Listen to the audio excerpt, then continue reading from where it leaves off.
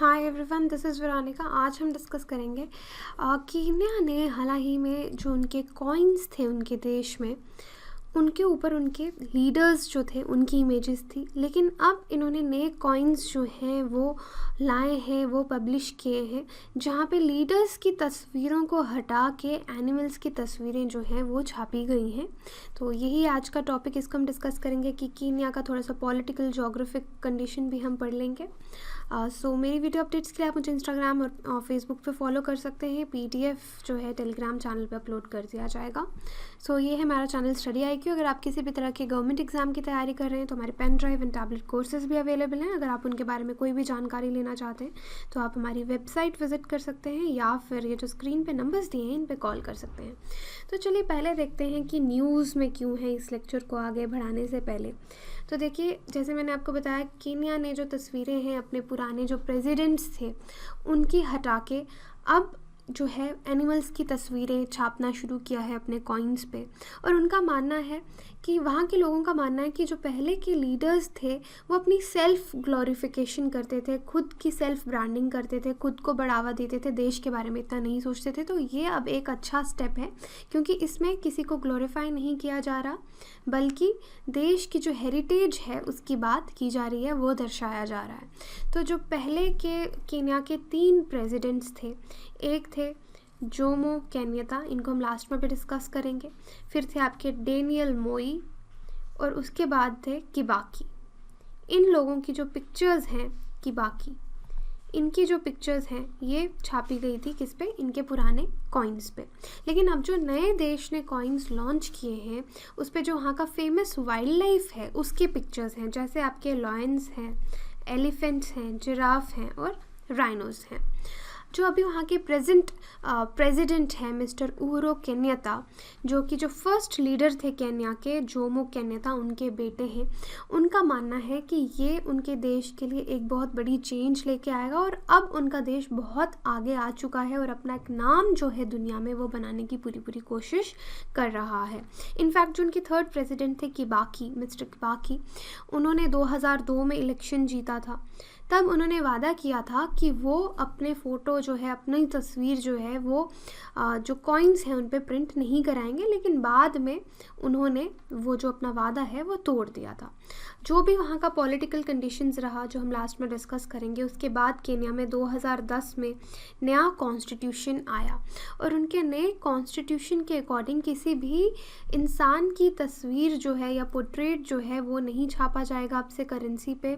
यानी पहले तो कॉइन्स की बात की गई है, राइट, वहाँ पे कुछ और छापा जाएगा। और गवर्नमेंट ने क्या डिसाइड किया, वहाँ पे उनका वाइल्ड लाइफ को प्रमोट करने के लिए, जिस पे उनका टूरिज़्म डिपेंड करता है, वो सब वो अब छापेंगे अपने कॉइन्स पे। और अब ऐसे कॉइन्स उन्होंने मार्केट में जो रोल आउट हैं वो कर दिए गए हैं। अब इस पे काफ़ी लोगों का क्रिटिसिज्म भी है। जो लोग ये मानते हैं कि देश अभी काफ़ी फाइनेंशियल क्राइसिस से गुज़र रहा है, तो गवर्नमेंट को भी ये स्टेप नहीं लेना चाहिए था। लेकिन एक तरफ लोग, जो मेजॉरिटी ऑफ लोग हैं, वो इस चेंज से बहुत खुश भी हैं, क्योंकि उनको लगता है कि पहले के लीडर्स खुद को प्रमोट करते थे, लेकिन अब ऐसा नहीं हो रहा और ये एक चेंज है। तो चलिए अब इसको आगे से देखते हैं। Before the change you could expect Kenyon coin, जैसे आपको मैंने बताया कि पहले वहाँ पे उनके प्रेसिडेंट का फ़ोटो होता था। जैसे इस कॉइन में, पिक्चर में आप देख सकते हैं, जो फर्स्ट प्रेसिडेंट थे वहाँ के, जोमो केन्याता, उनका जो पिक्चर है यहाँ पे छपा हुआ है। उसके बाद जो किबाकी हैं, उन्होंने प्रॉमिस किया था कि वो नहीं लाएंगे अपना पोर्ट्रेट, लेकिन उन्होंने भी कॉइन पे अपना ही फेस जो है वो प्रिंट करवाया था। लेकिन अब जो केन्या के नए कॉइन्स हैं, देखा, केन्या की जो करेंसी है वो क्या है? Shilling, Kenyan shilling. तो वहाँ पे 5, 10, 20 जो कॉइन्स हैं उनके वाइल्ड लाइफ के फ़ोटोज़ जो होंगे, पोर्ट्रेट्स जो होंगे, वो प्रिंट किए जाएंगे। यहाँ पे 1 शिलिंग, 5, 10 एंड 20, राइट। उसके बाद देखिए, अब उन्होंने ये स्टेप इसीलिए लिया है, अपने नए कॉन्स्टिट्यूशन में जो लिखा गया है उसकी बात पूरी करने के लिए, कॉन्स्टिट्यूशन को ओबे करने के लिए उन्होंने ये स्टेप कीनिया ने लिया है। अब देखिए क्यों हटाया गया और एनिमल्स को क्यों लाया गया। इसका यही रीज़न है, सेल्फ ग्लोरिफिकेशन रोकने के लिए और वाइल्ड लाइफ हेरिटेज को प्रमोट करने के लिए। और जो नए कॉइन्स हैं उनको इस तरीके से बनाया गया है कि जो विजुअली इम्पेयर्ड लोग हैं, यानी जिन लोगों को देखने में प्रॉब्लम है, वो भी इसको टच करके फील करके बता सकते हैं कि ये कौन सा कॉइन है, ये उन लोगों के लिए भी बेनिफिशियल होगा कीनिया में। तो ये आपके प्रीलिम्स में यहाँ पे जो ऑब्जेक्टिव क्वेश्चन यहाँ पे पूछा जा सकता है, जो अलग अलग तरह की डिनोमिनेशंस हैं 1, 5, 10 और 20 शिलिंग, वहाँ पे कौन से एनिमल की इमेज रहेगी। तो देखिए जो शिलिंग 1 है उसमें जिराफ की इमेज होगी, 5 पे राइनो की इमेज होगी, जो 10 शिलिंग का कॉइन है उस पर लायन होगा, और जो 20 शिलिंग का कॉइन है उस पर एलिफेंट की जो तस्वीर जो है आपको देखने को अब मिलेगी। तो ये बात थी इनके, ये जो नई पॉलिसी अभी लेके आए हैं, नई जो लॉन्च की है। अब हम कीनिया के बारे में थोड़ा सा देखने की कोशिश करते हैं कि ये देश कहाँ पे है। तो वर्ल्ड मैप पे आप देख सकते हैं अफ्रीकन कॉन्टिनेंट पे जो कीनिया है वो यहाँ पे आप देख सकते हैं। इसको और जूम करेंगे अगर हम, तो अगर केनिया देखिए न्यूज़ में रहा है, इसने कोई नया पॉलिसी लाया, तो हो सकता है कि इसके ज्योग्राफी के बारे में भी आपको थोड़ा सा पूछा जाए। यूजुअली यूपीएससी में देखा गया है कोई कंट्री अगर न्यूज़ में रहती है तो उसके वो कौन से देश उसको सराउंड करते हैं, ये सब पूछा जाता है। तो यहाँ पे आप देख सकते हैं लेक विक्टोरिया भी है इसके पास, यहाँ पे इसकी वेस्टर्न साइड पे, और Tanzania, Uganda, Sudan, Ethiopia and Somalia, ये देश इसके नेबरिंग देश हैं। और एक कोने पे आपको इसके इंडियन ओशन भी आप देख सकते हैं, और इसका कैपिटल है नैरोबी, और मेजर सिटीज़ बहुत सारी हैं, मोम्बासा भी उनमें से एक है। अब इस मैप के बेसिस पे थोड़े से और फैक्ट्स देखते हैं। केन्या का टोटल एरिया यहाँ पे बता रखा है जो कि 2,24,000 स्क्वायर माइल्स है, जो इसको थोड़ा सा छोटा बनाता है। ऑलमोस्ट ये जो यूएस का टेक्सास जो स्टेट है उसके बराबर है, लेकिन उससे थोड़ा छोटा है। उसके बाद केन्या का लोकेशन क्या है, इक्वेटर के पास है। इक्वेटर पे ये केन्या जो है ये पाया जाता है, और 5 कंट्रीज़ का जो मैंने आपको नाम बताया, और आपको बताना चाहिए युगांडा वेस्टर्न साइड पे है केन्या की, सूडान जो है वो नॉर्थ वेस्ट पे है, ये मैं आपको मैप में दिखा चुकी हूँ। उसके बाद इसका जो साउथ ईस्ट एज है, केन्या की ट्रॉपिकल कोस्ट लाइन जो है वो इस देश को जोड़ती है किससे, इंडियन ओशन से। तो यहाँ पे आप देख सकते हैं कि ये जो कोस्ट लाइन है इसको यहाँ पे किससे जोड़ रही है, इंडियन ओशन से। उसके बाद कैपिटल आपको इसकी पता होनी चाहिए, करेंसी मैं आपको बता चुकी हूँ। जो मेजर सिटीज़ हैं मोम्बासा, नाकुरा, किसुनमू, ये इनकी मेजर सिटीज़ हैं केन्या की। उसके बाद यहाँ पे स्नो कैप्ड माउंटेन से लेकर काफ़ी प्लेन्स भी हैं, रिफ्ट वैलीज़ भी हैं, राइट, और फर्टाइल प्लेट्यू भी जो है, हर टोपोग्राफी ऑलमोस्ट यहाँ पे पाई जाती है। और उसके बाद अगर इनकी यहाँ पे हम बात करें माउंटेन्स की, तो जो माउंट किलिमंजारो है वो अफ्रीका की हाईएस्ट माउंटेन है, और ये कहाँ पे है, जो बॉर्डर है कीनिया और टंजानिया का, वहाँ पे ये पाई जाती है। यहाँ पे जो बॉर्डर है कीनिया और टंजानिया का, यहाँ पे आपकी माउंटेन यहाँ पे कहीं पे ये पाई जाती है। और जो सेकंड हाईएस्ट माउंटेन है वहाँ की माउंट कीनिया, ये कंट्री के सेंटर में मौजूद है। यहाँ पे आप देख सकते हैं माउंट कीनिया, राइट। तो ये केन्या की बात थी। अब ये उसकी ज्योग्राफी थी थोड़ी सी कि कहाँ पे है, कौन से नेबरिंग कंट्रीज़ हैं, माउंटेन्स हैं, इंडियन ओशन किस तरफ है, ये आपको पता होना चाहिए। उसके बाद केन्या के सामने आज कौन कौन से चैलेंजेस हैं एज अ कंट्री जब वो ग्रो कर रही है।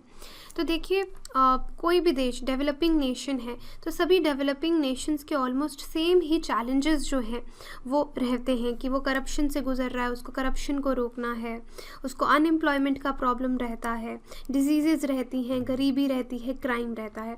तो सेम प्रॉब्लम्स केन्या भी इनसे जूझ रहा है, और इनको ये उसके सामने चैलेंजेस हैं जो उसने ओवरकम करने हैं। लेकिन केन्या के पास दुनिया में वर्ल्ड स्टेज पे अपना नाम बनाने के लिए बहुत से तरीके भी हैं, बिकॉज बहुत अच्छा एग्रीकल्चरल स्टेटस है इस कंट्री का, नेचुरल रिसोर्सेज भी बहुत ज़्यादा हैं, एजुकेटेड मैन पावर भी बहुत ज़्यादा है, पॉपुलेशन यंग पॉपुलेशन भी है। तो ये एक लीडर, अफ्रीकन नेशंस में एक लीडर भी सामने उभर के आ सकता है अगर ये इन चैलेंजेस को पूरा करता है, और इनफैक्ट वो अच्छा भी परफॉर्म कर रहा है। तो जो इसका पॉलिटिकल हिस्ट्री है थोड़ा सा डिस्कस कर लेते हैं कि मैंने आपको बताया इनके पहले 3 प्रेसिडेंट्स रह चुके हैं जिनके कॉइन्स पे पिक्चर्स थे, और इन्हीं 3 प्रेसिडेंट्स के कॉइन से पिक्चर्स अब हटा के इनकी वाइल्ड लाइफ के पिक्चर्स जो हैं वहाँ पे छापे गए हैं। तो सबसे पहले जो प्रेसिडेंट थे मिस्टर जोमो केन्याता, तो सबसे पहले देखिए कि 12 दिसंबर 1964 को कीनिया जो है वो एक रिपब्लिक बना और जोमो केन्याता वहाँ के फर्स्ट प्रेसिडेंट बने। जोमो केन्याता थे, इनकी पार्टी है कानू, और उस टाइम वहाँ पे एक और पार्टी भी थी KPU, राइट। लेकिन इन्होंने क्या किया, KPU जो है इसको बैन कर दिया 1969 में, क्योंकि इनके कुछ आइडियोलॉजिकल डिफरेंसेस हो गए थे इस पार्टी से, इसको बैन कर लिया और ख़ुद को डिक्लेयर कर दिया कि जब तक ये ज़िंदा हैं तब तक यही प्रेसिडेंट रहेंगे। तो फाइनली इनकी डेथ 1978 में हुई। तब तक ये अपनी डेथ तक ये कीनिया के प्रेसिडेंट रहे, राइट। इनकी डेथ पे जो वाइस प्रेसिडेंट थे डेनियल मोई, वो बने कीनिया के सेकंड प्रेसिडेंट। और इन्होंने क्या किया कि कॉन्स्टिट्यूशन में कुछ अमेंडमेंट करके कीनिया को वन पार्टी स्टेट बना दिया। इससे पहले ये ब्रिटिश की कॉलोनी थी जब तक ये रिपब्लिक नहीं थी, तो इसको वन पार्टी स्टेट बना दिया मोई ने अमेंडमेंट करके। तो देखिए एक सेकंड लिबरेशन का दौर कीनिया में शुरू हो गया। पहले वो किसी और के गुलाम थे, लेकिन अब इन्होंने डेमोक्रेसी थोड़ी देर के लिए बीच में आई और वन पार्टी सिस्टम में एक मॉक किया जाता है डेमोक्रेसी को, बोला जाता है कि डेमोक्रेसी है, लेकिन कोई डेमोक्रेसी नहीं होती वन पार्टी सिस्टम में। तो आप कह सकते हैं एक सेकंड लिबरेशन का पीरियड केन्या में शुरू हुआ मोई के टाइम पे। इस टाइम पे काफ़ी कू होने की कोशिश की गई, एयरफोर्स ने ओवरथ्रो करने की कोशिश की इस गवर्नमेंट को, लेकिन आर्मी ने इन लोगों को बचाया, राइट। और फिर गवर्नमेंट के खिलाफ अगर इस टाइम पे कोई भी कुछ बोलता था तो उसको मार दिया जाता था। तो लोगों के प्रोटेस्ट इस टाइम पे काफ़ी ज़्यादा शुरू हो गए थे, क्योंकि वो फिर से रिस्टोर करना चाहते थे किसको, डेमोक्रेसी को। उसके बाद देखिए मल्टी पार्टी सिस्टम डेमोक्रेसी जो है 1992 में कीनिया में फिर से आई। नया कॉन्स्टिट्यूशन 2010 में बना है, लेकिन 1992 में देखिए क्या हुआ कि जो बाकी की पार्टीज़ हैं उनको भी, जो उन पे बैन लगा था वो हटा दिया गया।